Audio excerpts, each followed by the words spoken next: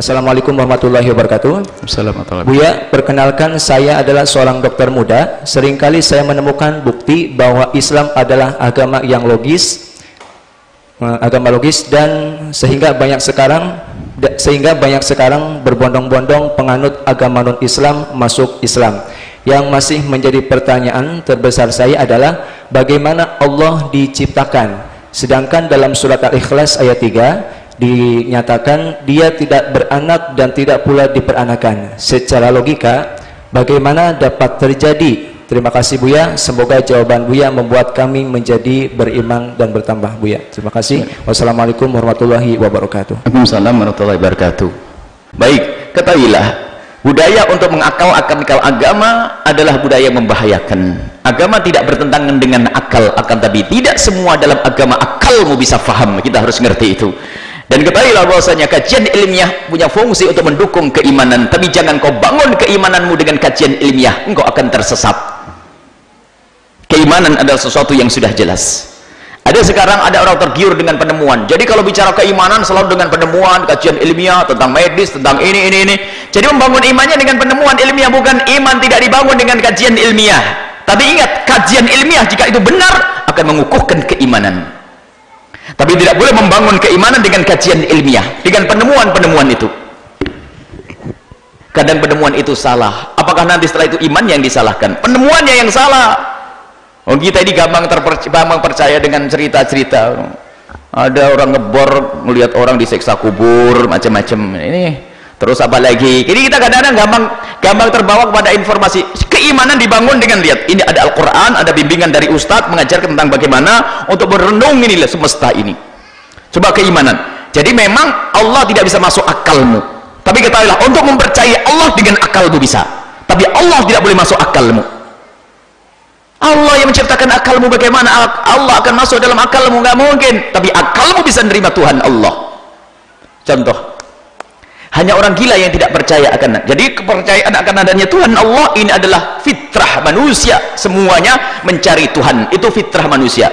Anda tidak menemukan sekelompok manusia di tengah hutan belantara kecuali ternyata mereka juga mengakui adanya Tuhan, biarpun salah alamat. Apakah Tuhan batu, Tuhan kayu, Tuhan matahari, Tuhan bintang, Tuhan lautan, Tuhan Nyiror Kidul, segala macam misalnya.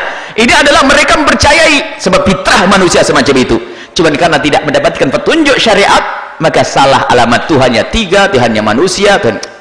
Tapi fitrah manusia mencari itu Tuhan, dan meyakini akan adanya Tuhan. Ini adalah kesepakatan orang berakal. Hanya orang yang tidak berakal saja yang tidak percaya adanya Tuhan. Ketahuilah bahwasanya dari sederhana saja, bagaimana ahli akidah menanamkan keimanan. Allah bukan materi, Allah bukan semesta, Allah bukan matahari, Allah bukan bintang. Allah pokoknya yang kau saksikan dan kau rasakan dari semesta ini, Allah tidak kayak begitu. Selesai. Lalu kayak apa? Lah di saat kau mengatakan Allah kayak apa, tidak masuk di akalmu dan tidak masuk dalam rasamu, maka saat itulah imanmu ada. Tapi Allah harus ada. Dari mana saya percaya Allah ada? Saya tidak pernah melihat. Jangan sombong kamu. Hanya ini berbahaya kalau orang sombong. Saya hanya patuh kepada, saya akan mempercayai sesuatu jika sesuatu itu sudah saya buktikan secara akal, secara akademis, secara riset.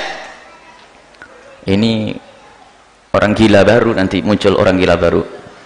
Orang bisa percaya tanpa harus adanya riset, tapi cukup dengan berita. Saya pernah membuat satu contoh. Ada anak muda yang katanya anak cerdas, anak kampus,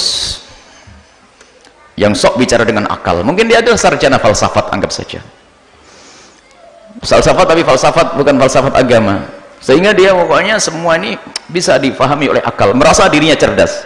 Sehingga suatu ketika ada rombongan dokter itu memberikan satu pengarahan tentang obat-obat kesehatan dan sebagainya. Cuman untuk membersihkan apa itu, ada satu gelas, satu botol itu putih kayak air kemasan, cuma dikasih tahu, "Woi anak-anak, ini jangan kamu minum loh ya, awas loh ya, ini air keras ini, kalau kamu minum nanti ususmu brodol, putus nanti." Kasih tahu. Ada mahasiswa yang katanya paling cerdas. "Sorry dokter, mohon maaf, saya tidak akan bisa percaya kecuali semuanya sudah saya coba." Nah, ayo coba. Masa percaya saja harus nyoba? Yang lain selamat, dia tok yang gila tadi. Ya sudah, silakan riset, lakukan uji coba, minum dulu, baru kalau setelah mati keper-keper kau ngomong percaya. Nggak perlu mempercayai bahasanya air keras ini bahaya harus dicoba. Cukup yang ngomong seorang dokter, orang bisa selesai. Kenapa harus nyoba? Gila dia akhirnya. Makanya kadang-kadang orang mengandalkan akalnya malah terjerumus. Saya tidak akan percaya Allah, saya tidak melihat Allah, gimana saya percaya Allah? Ente sangat mempercayai sesuatu yang tidak ente lihat kok. Ada suatu ketika dialognya orang yang sok cerdas, dasar kamu ini tidak percaya kecuali bisa dilihat, saya indera dengan mata kita, saya ini, dasar kamu ini gila, tidak punya otak sehingga tidak punya iman. Siapa bilang saya gila tidak punya otak? Loh, kamu percaya punya akal? Bingung dia mau ngomong iya, nanti ditanya akalmu di mana nanti coba. Kayak apa warnanya kan? Dia percaya kalau kau punya akal. Bahkan banyak hal yang kita ibu tidak harus dengan indera kita. Ada sesuatu yang kita rasakan tapi tidak dengan indera kita. Begitulah Allah berikan tahu kepada kita. Contoh, kita hanya selama ini tahu indera yang 5 kan? Apa? Indera rasa, indera ini dan sebagainya. Akan tapi pernahkah seorang ibu tiba-tiba waktu anaknya lagi mondok tiba-tiba ingat anaknya kangen, pengen ketemu? Kangen dengan indera yang keberapa itu? Sekarang ini sudah terlambat ngajinya Buya, kepanjangan. Anda sudah kerucuk-kerucuk perutnya, lapar. Ayo, dari indera mana itu? Lapar. Apakah dari indera kulit? Pokoknya saya lapar. Enggak lapar, enggak percaya. Ini urusan ini. Banyak kita itu tidak dengan indera ini. Orang kalau hanya mengandalkan akalnya malah berbahaya. Sekarang bagaimana kita percaya akan adanya Tuhan Allah? Allah ada dan yang menciptakan semesta. Untuk mengetahui akan adanya Allah, kita tidak perlu harus melihat.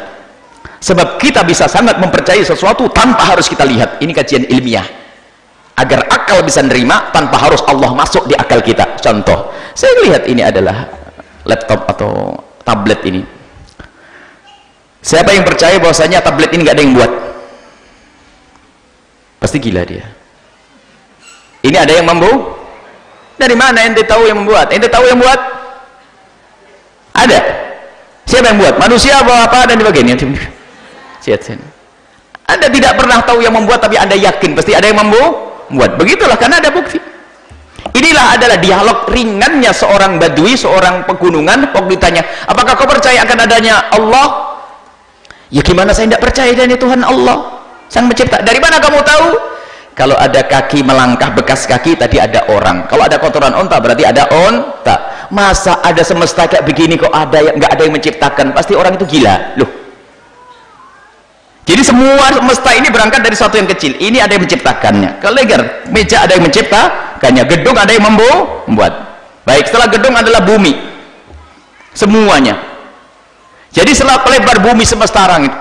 Dan alhamdulillah itu, biarpun ada orang ngaku Tuhan kayak Fir'aun, itu sebenarnya kita tetap mudah mengimani. Fir'aun itu waktu mengaku Tuhan pun tidak pernah berani berkata kalau matahari itu aku yang menciptakannya. Tidak pernah. Ayo, siapa yang menciptakan matahari? Profesor siapa? Thomas Alva Edison? Bukan. Siapa yang menciptakan matahari? Tidak ada. Lalu siapa yang menciptakan? Nanti ada mulai kegilaan baru lagi. Ya, semesta ini terjadi karena ya evolusi original, karena pokoknya membuat sebuah proses ini sampai ini lah, pusing. Oh baik, kalau urusannya proses, jadi ini kayak satu orang pergi ke tengah hutan, tiba-tiba ada rumah cantik di situ. Gimana ada rumah cantik di sini, antik bagus dan sebagainya? Bukan di hutan, sebuah rumah cantik bagus. Tak taunya apa? Juru kuncinya berkata, ini rumah terjadi adalah karena proses alam. Angin bertiup membuka jendelanya. Kemudian ada hujan rintik-rintik membuat barisan genteng. Wah, ini orang pada berkata yang lagi melancong ini, wah ini gila ya orang ini. Kalau ada rumah itu ada yang membuat. Begitulah. Jadi semesta ini ada yang menciptakan. Dan yang menciptakan adalah Allah. Kemudian pertanyaan, bagaimana siapa yang menciptakan Allah? Lah kalau Allah diciptakan maka bukan Tuhan Allah. Allah adalah yang menciptakan dan tidak diciptakan. Allah yang menciptakan, dan Allah yang menciptakan semuanya dan bukan diciptakan. Kalau Allah diciptakan maka bukan Allah, sebab yang menciptakan Allah lebih hebat lagi. Lalu yang menciptakan lagi siapa? Ada menciptakan, mana? Bukan Allah, bukan Tuhan. Tuhan Allah adalah lam yalid wa lam yulad wa lam yakul lahu kufuwan, tidak melahirkan dan tidak dilahirkan. Itu Tuhan kita Allah. Lah keyakinan Tuhan harus punya anak dan bapak ini kan karena kita berurusan dengan agama lain. Tuhan kita Allah yang menciptakan semuanya, yang menciptakan Sayyidina Rasulullah, yang menciptakan semesta, menciptakan Siti Maryam, yang menciptakan Sayyidina Isa alaihissalam. Tuhan Allah menciptakan dan tidak diciptakan. Ini adalah masalah keimanan. Sebenarnya pembahasannya panjang, masalah akidah itu nanti. Jadi Allah, kadang-kadang pertanyaan begini, pertanyaan unik. Lah kalau Allah kan Maha Kuasa, apakah Allah mampu menciptakan Tuhan lagi? Ini pertanyaan. Sebab padahal sudah jelas kekuasaan Allah itu tidak akan berurusan dengan sesuatu yang mustahil. Berarti pertanyaannya yang salah. Kalau kita bicara yang berterbang adalah burung, kalau ada belut terbang pasti aneh kan begitu. Aku akan menyaksikan belut berterbangan, ini enggak ada, karena belut tidak terbang, tidak umumnya belut terbang. Jadi salah bertanya. Jadi kalau kita menanyakan tentang Allah, kalau dengan bahasa manusia salah. Allah yang menciptakan manusia, menciptakan makhluk. Dan mungkin bagi yang bertanya itu bisa secara langsung nanti diskusi, kita mengambil pelajaran akidah.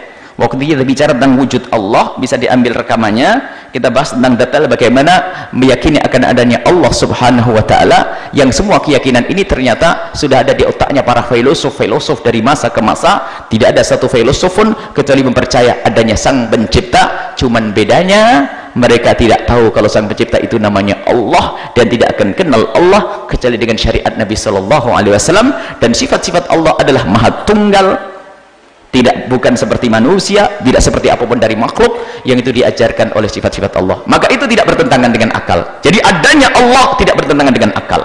Justru kalau Allah diciptakan itu bertentangan dengan akal. Kalau Allah diciptakan, akal tidak bisa nerima. Katanya Tuhan Allah yang menciptakan. Bagaimana kalau diciptakan? Berarti kalau diciptakan sama dengan yang diciptakan yang lainnya.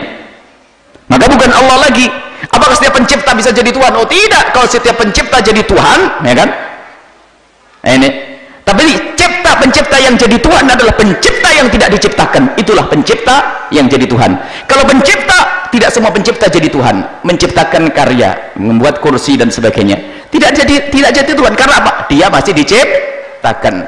Maka yang menjadi Tuhan adalah pencipta yang tidak diciptakan, yaitu Allah subhanahu wa ta'ala. Pembahasan detail insyaallah. Semoga Allah memberikan pemahaman yang benar. Ingat kaidahnya, imanmu tidak harus dihubungkan dengan urusan akalmu, tapi yang jelas akal tidak bertentangan dengan agama sama sekali. Dan ingat, iman jangan dibangun dengan penemuan-penemuan baru dan kajian ilmiah, akan tapi kajian ilmiah hendaknya untuk mendukung keimanan. Dan antara keimanan tidak bertentangan dengan kajian ilmiah. Kapan terjadi pertentangan antara kajian ilmiah dengan keimanan, atau kajian ilmiah dengan syariat, maka ketahuilah kemungkinan salahnya adalah yang pertama, kajian ilmiahnya tidak benar. Yang kedua, atau pemahaman kita kepada Al-Quran tidak benar. Tidak mungkin Al-Quran itu salah. Ini adalah insyaallah yang pembahasan dalam akidah. Nanti insyaallah di Ramadan kita belajar akidah setiap pagi. Nanti setiap pagi akidah ini penting supaya kita tidak salah.